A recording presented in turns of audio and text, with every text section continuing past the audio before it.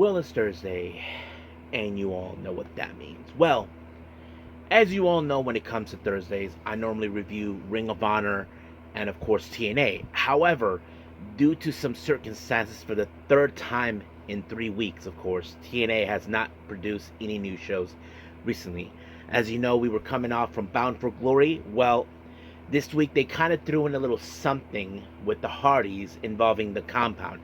Basically, clips from when there were fights, of course, against Decay and a few other people who decided to pay a little visit to their compound. So that kind of sets it up right there. So we decided not to mess around with that whatsoever. So we're just going to focus on three particular events. The first one is, of course, with day 7 of New Japan Pro Wrestling Super Junior Tag League. Well, apparently we're going to break the tie between two teams who will be heading to the finals. Will it be, of course, the House of Losers, the current IWGP Junior Heavyweight Tag Team Champions, Tweedledee and Tweedledum, and I'm referring to Sho and Doki. And of course, their opponents are none other than Master Wato and Yo, people, of course, these guys who lost their tag titles thanks to these jerk monkeys. But we'll see how that progresses. Stardom, as you know, had their much recent New Blood show with number 26, and the main event features, of course, the New Blood tag team belts.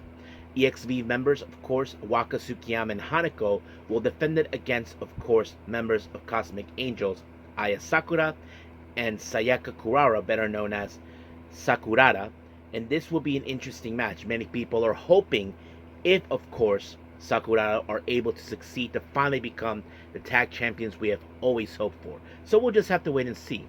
And then, of course, we move on with our last review, Ring of Honor, featuring a proving ground match in the Pure Wrestling Rules match, of course.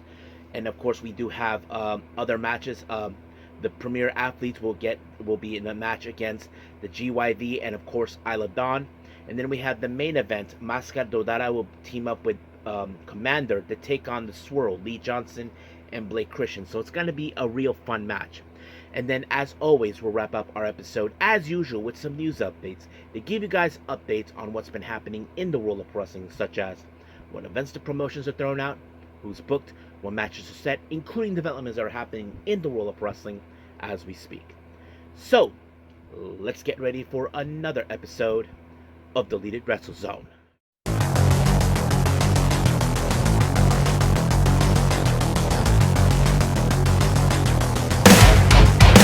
Are you ready? Get up, get up! Get up, get up! Get up, get up!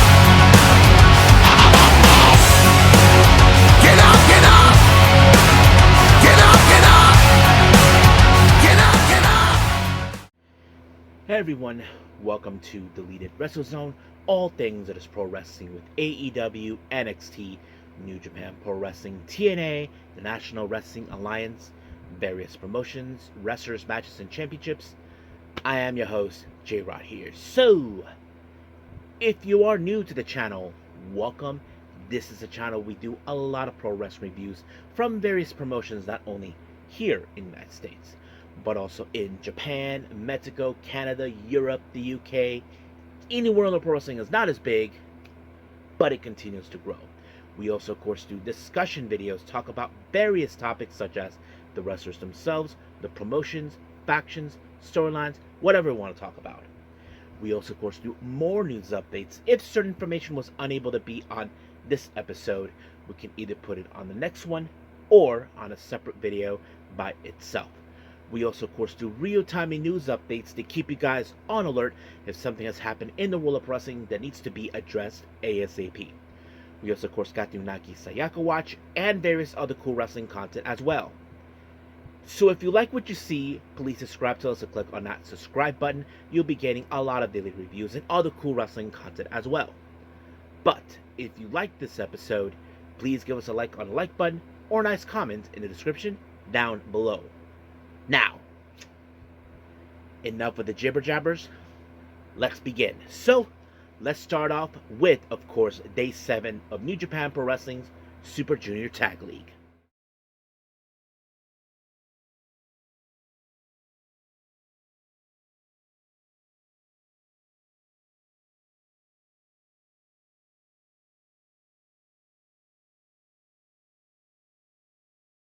Okay, New Japan Pro Wrestling.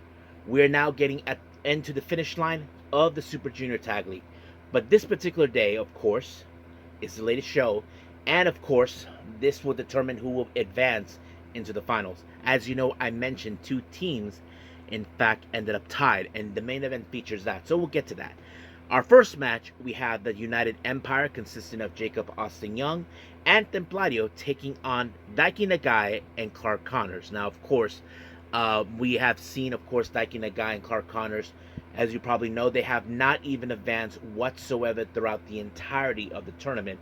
But they put up a fight against, of course, the United Empire. Despite the fact, the factors of this is Templario and Jacob Austin Young. This is their first time participating, but they have, they don't have the necessary experience as an actual tag team, but they were able to work together no matter what. But in the end, of course, it was Jacob's ladder by Jacob Austin Young onto Daiki Nagai, and just like that, 1, 2, 3, it's over.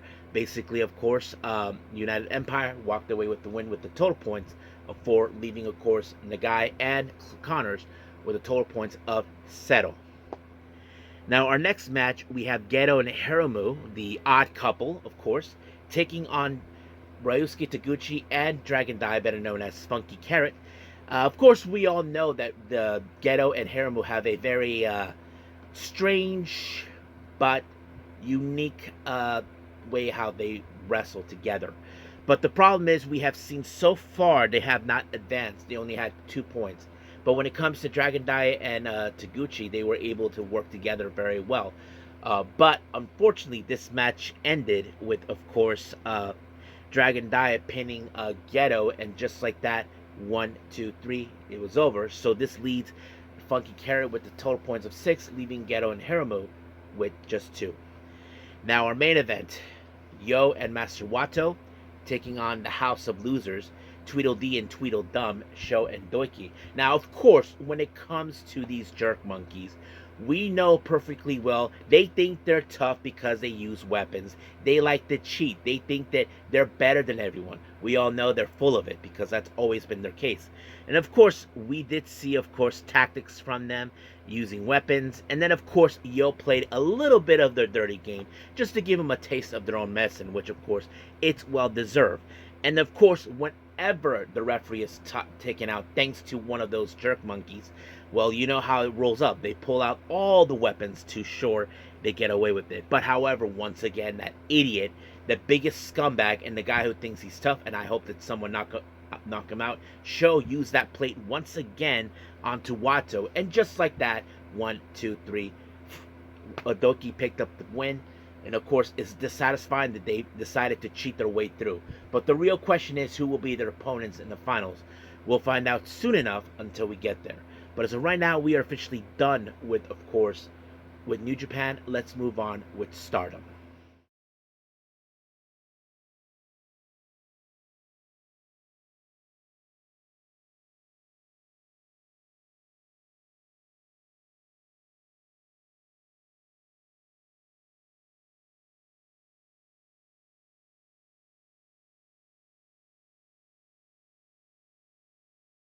Alright, Stardom, New Blood 26. This is their much recent show, of course. For those who are new, are not familiarized with this show, New Blood, and you probably ask, why is number 26? Well, there's been a lot of shows involving the same title. But let me give you guys a brief description what this event's about. This is about, of course, wrestlers who either fit in 2 categories. One category is the wrestlers below 21 years old. For example, like the Hanan sisters, like Rina, Hina, and their older sister Hanan. As you all know, they started very young, of course. That plays out. They've been wrestling even at below the age of 21, so they fit in that category because these are for wrestlers who have experience as rookies. But there's another category involving, of course, in the same type of rookie standards. You have to have at least 3 years of experience. Wrestlers we've seen kind of like Mina Shirakawa, Unagi, Waka. These are wrestlers who were not even trained below the age of 21, but they do participate. And of course, there's only 2 titles they normally focus on. whenever is the rookies involved, of course. For example, like the future Stardom title, which currently is in possession by Hanako, and of course the New Blood Tag Team belts, which is going to be our main event that we're going to be reviewing. Now, of course, we get wrestlers that come in from various promotions who underfit in that category, from promotions like Marvelous, Sendai Girls, GTO, Seedling, who else? Any other, or freelancers who are also doing that, or wherever they come from. So that basically fits the description. So let's begin, of course, with our very first match. We have, of course, the latest rookies in Stardom, Kikyo Furuzawa and Emma Maishima. Now, these two are the latest batches that came out recently, not too long ago. They're currently right now not affiliated with any factions. Now, I have mentioned a few times that Furuzawa, in my opinion, could be the next person to join God's Eye, because she kind of fits in the description of how they operate. I mean, they have submission techniques that fits her, but we don't know for sure. I mean, God's Eye had too many members. But anyway, the match itself, we have seen so far one match where these two ladies already pull up a draw, and then another one with Emma Maishima already picked up the win. But the real question is, will Furuzawa finally get lucky and get a pin on her? Well, she did when she applied a submission move called the cross-leg ankle hold, and it was very effective. And just like that, she picked up her first win. So basically, the record between these two, Emma Maishima has one, Furuzawa has one, and then there's one draw. So sooner or later, one has to beat out the other. But the real question is, when will that happen? And I think some of you are probably anticipating who will be joining what faction when we get to that point. But that's going to be another conversation at another time. Now, our next match, we have Himiko taking on Akira Kurigani. So basically, Himiko is from another promotion, as you probably can guess. I think Diana, if I'm not mistaken. But yes, but of course, she has a bit of better experience than Kurigani, if I'm not mistaken. But of course, it was Himiko with a very interesting maneuver, which is called a pedigree Hiyami Buster. I don't know exactly what it is, but that's what they were calling it from what my understanding. But it was a very effective move, so just like that, it was over. Our next match, we have Yuki Mashiro taking on Rian. Those who are familiarized with Yuki Mashiro, she used to be with Ice Ribbon until she turned to become a freelancer, leaving the company. And don't forget, she took a year off when she took an early retirement after 1 year, and then she came back. But however, Yuki Mashiro has been doing very well. Now, of course, if she already has experience, why she's involved in this? Well, I don't know. I think she's trying to get back in her footing the way she is when she came back last year or so. But yes, that's how it fits out. But of course, Yuki Mashiro was able to pick up the victory when she applied a spinning fisherman buster, and just like that, 1, 2, 3, Mashiro picked up the win. Our next match is a 6-woman tag team match. We have Azusa Inaba, Lina Cross, and Ram Kaicho taking on the members of God's Eye. We have Kyoka Kotatsu, Rana Yagami, and Tomoka Inaba. So basically, we saw the Inaba sisters once again are the opposite side from each other, and that plays out pretty well. Now, of course, when it comes to their opponents for God's Eye, you look at Azusa Inaba, who is a double champion, who was a double champion. I mean, the GTO Girls Champion and the Queen of GTO as well. So basically, that plays out pretty well. Lina Cross, many of you may have seen her in Sendai Girls a few times. And then, of course, Ram Kaicho, well, we all know her dilemma. We've seen her too many times in Stardom. But, of course, with Ram Kaicho, she does her usual Star Ninja toss. But the one thing that's effective when it comes to Ram Kaicho is, in fact, of course, using the ectoplasma. And she did that onto Rana Yagami. And just like that, she applied the Honru clutch onto her. And just like that, 1, 2, 3, Ram Kaicho picked up the win for her team. And of course, Rana Yagami is not happy with it. So basically, I'm sure she definitely wants to have a singles match against her. But like the old saying goes, be careful what you wish for. I mean, Waka learned the hard way when it comes to it. And if I was Rana Yagami, get advice from someone who in fact knows how to deal with her. Now, our main event, we have, of course, the New Blood Tag Team belts. Rice or bread. Hanako and Waka Tsukiyama of EXV will defend their belts for a fifth time, and they face against, of course, people who they are familiarized with. Aya Sakura, Sayakura of the Cosmic Angels, but they all together they're known as Sakurada.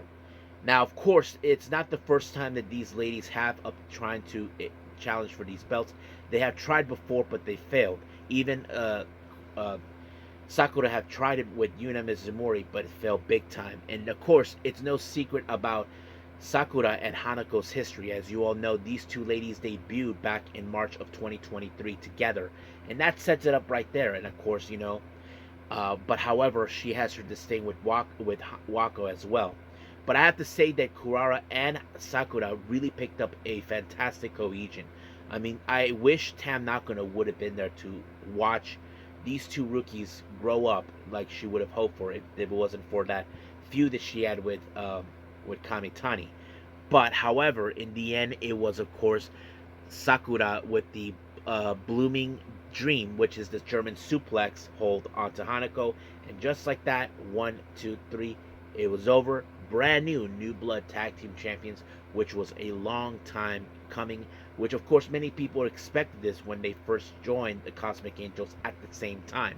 So I'm very happy about it. So we'll see what happens from here on out. I can't wait what the new blood tag team belts will be doing with them. I mean, this is Kurara's first championship. Aya Sakura's second championship that she's ever obtained. So I can't wait to see that. So fortunately, we're now done with Stardom. Let's move on with our last and final review, news updates.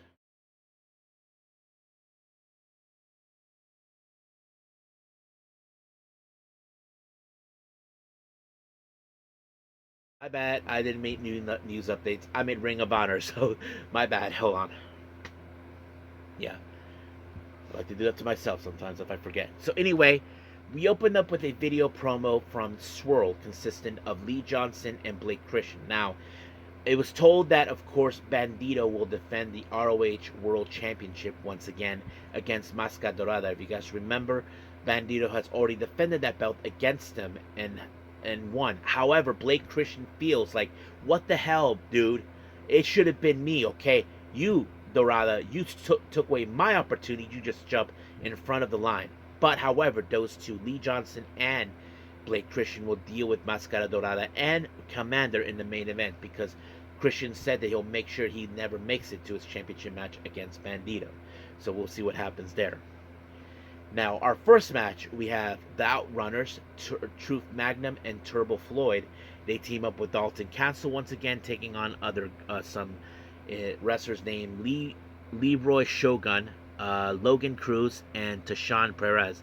Now, of course, when it comes to winning this match, it's no secret that Dalton Castle and the Outrunners picked up the win. And of course, it was Dalton Castle with the bangarang onto, I don't know if it was Perez or Cruz, but one of those two.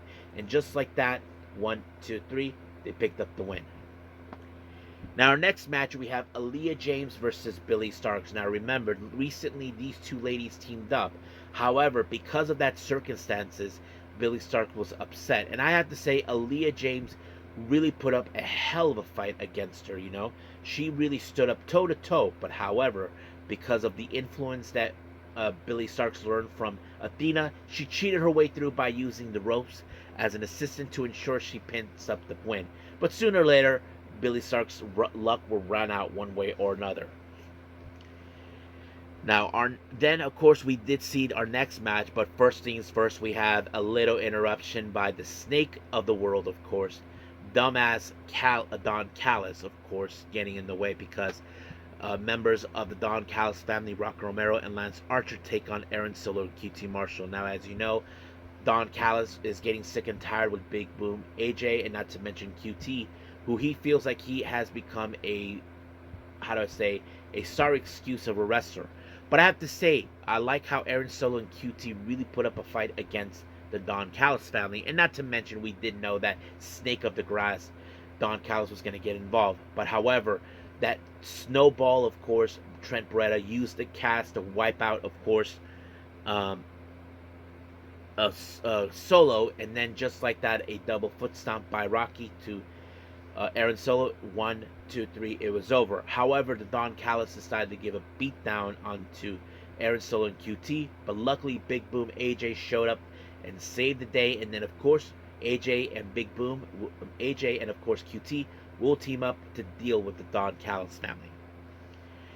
Now, our next match is a Proving Ground Pure Rules match. We have Alex Zane versus the current ROH Pure Wrestling Champion, of course, Lee Moriarty. Now, of course, the rules are if you can last 10 minutes, you get an opportunity of the championship. However, of course, like always, I don't think Alex Zane has any experience in Pure Rules, and all his rope breaks were gone whatsoever. And of course, only one rope break by Lee Moriarty. However, it was the Border City stretch by Moriarty onto Zane, and just like that, it was over with a tap out. Now, our next match, we have the premier athletes, of course, Tony Nese, Arya Davari, and Denali, that big girl who showed up. They attacked the GYV and Isla Dawn. But of course, we know the GYV are showing a brand new attitude since they teamed up with Isla Dawn, and I thought it was pretty amazing. However, of course, the biggest factor was Delani when she gave Isla Dawn a choke slam, and just like that, 1, 2, 3, it's over. So we'll see what happens until then. Now, our main event, we have the Swirl, Lee Johnson and Blake Christian taking on Máscara Dorada and Commander, of course. Now, as you know, Blake Christian is not happy with the fact that, of course, Máscara Dorada gets another opportunity of the ROH World title, and now he wants to stop by hurting Máscara Dorada as much as possible. But, however, that didn't do any well because Lee Johnson ended up on the wrong side of the shooting star press by Máscara Dorada, and just like that, 1, 2, 3, se acabó. So that's pretty much what happened in Ring of Honor. We'll see what happens next week, and I can't wait to see that title match between Bandito and Máscara Dorada. So stay tuned for that. But as of right now, we are officially done with our reviews. Let's move on with our last and final thing, news updates.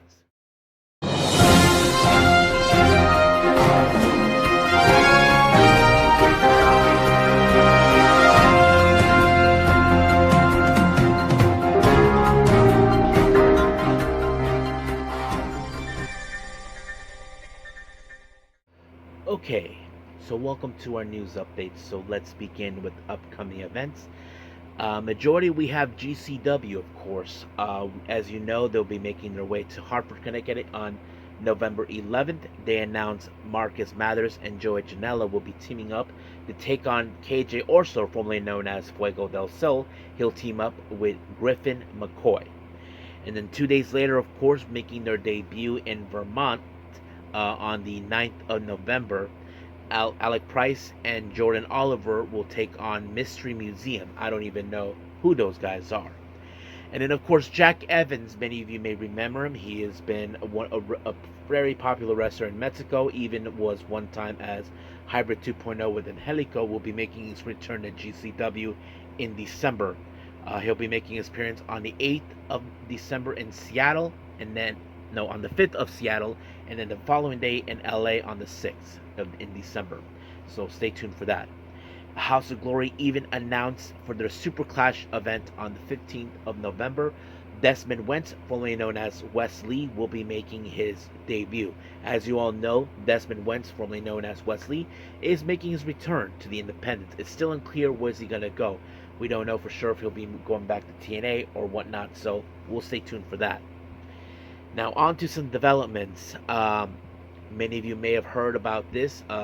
Mance Warner and Steph De Lander, according to Fightful Select, that they were signed to TNA with early this year. They were working without contracts, that's from my understanding. But I also want to say congratulations to them. You may have heard that they got married. So congratulations, guys. Recently, of course, Hurt Syndicate mentioned on Fightful Select that they've been helping out Private Party, basically giving him advice on, of course, on working out and all this other stuff. So this is something we've been hearing now. We haven't heard from Private Party for quite some time. There's been talk that they may be leaving AW or so, but we do know that WWE has an interest in them. So we'll see what happens until then. Many of you may know this guy, Blue Demon Jr., who is the son of the late and great legend Blue Demon Jr. ended up in intensive care after a crash accident, but from what I understand, he is in good condition and stable. So prayers to him and to his family. Many of you may know this person, Sherilyn Guerrero, who is the second daughter of the late Eddie Guerrero. Many remember Sherilyn. She was the one who revealed that her stepfather, her mother's husband, basically sexually assaulted her. And of course, her mother was in fact then saying that they're all lies, that she's delusional and all that. Well, it turns out that Sherilyn Guerrero has joined, of course, Booker T's wrestling school, a reality of wrestling. So basically, she's going to follow in her father's footsteps. Now, you may know this, that recently we know that her older sister, Shal, who she has not been spoken to for a while, she has tried wrestling, but she's been involved in other projects. But I don't know how Sherilyn will do. Will she live up to past the shadows of her late father? We don't know. We do. I also know that her younger sister, who is not related to Vicky, her half sister, we do know that she has been having interest in wrestling. We haven't heard anything about her yet, but hearing Sherilyn wants to get involved, I'm sure many people are going to have a lot of things to say about that. But we'll see what happens. Kyle O'Reilly recently had a little discussion about the possibility of retirement. You know, when he was recovering from injury, and this is what he said. This was on the AEW Unrestricted. The truth is, we didn't know how much of my arm wouldn't come back, if any of it. So it was very, really possibly, thankfully, it did come back. Uh, it's not the same. Like, there's a noticeable difference in my arm, but that's beyond the point. What we do is entertain, and who needs a peaky bicep anyways. It's just getting in the way. I had faith in the process, and I love this business no matter what would have happened. I feel like I could not involve in some degree no matter what. When it is time to hang up the boots, hopefully I'll still be involved in the wrestling business in some degree. That's the beauty of what we do, and that's the beauty of what AEW is. We could create opportunities for guys who aren't in the ring anymore. So basically, he feels like once he's done, he wants to continue working with AEW. You know, like, who knows what type of role. I wouldn't be surprised if he's given of course, a role as a producer or a coach. That's something we could expect. Now, as you all know, Mercedes Mone has been collecting belts recently, and apparently Booker T was asked if he will let Mercedes come to Reality of Wrestling to challenge for the title, and this is what he said. Yeah, not even the shadow of the doubt, without even thinking about it. She want to come to Reality Wrestling, drop me a line, shoot. We'll get you in, and well, even put in a title on you. Money wants the Reality Wrestling titles. Come on down and here and get them. No problem. I'll sign it right now. This was on his podcast, Hall of Fame podcast. So yes, so basically, we don't know if it could happen. I mean, we don't know how in trouble Booker T could happen, or can have a problem. We know that Reality Wrestling does have a bit of a connection with WWE. More specifically, seeing NXT wrestlers. I don't know exactly if there's any going to be issues on that part, because I know some of you would say you probably don't want that, but we do know, because Mercedes Mone's connection to her past with WWE speaks volume for itself. So we'll see what happens until then. But as of right now, we'll leave things as it is and call it a day. Well, I hope everybody enjoys this episode. Coming up, well, I haven't decided yet. As you all know, I'm trying to catch up with many of the Yoshi promotions. I haven't decided exactly what we're going to go from there. As for our next episode of that, of course, I'll just wing it. So we'll see. But as of right now, until then, I will see you guys in the next DWZ time. Same DWZ channel. I must bid all of you adieu. So, goodbye. And have a nice day.